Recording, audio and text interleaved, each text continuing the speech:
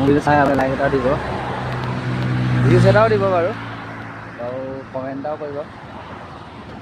চেন্নাই হাই road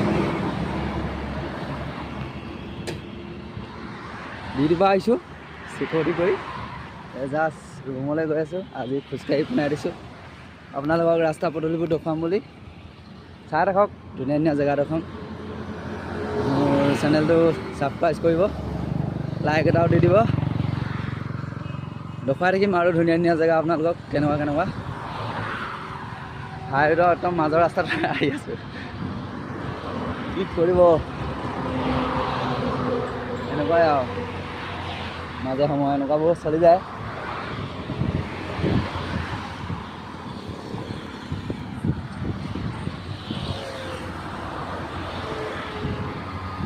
চাই থাকিব আৰু ভাল ভাল শ্বৰ্ট ভিডিঅ' দিম আপোনালোকক।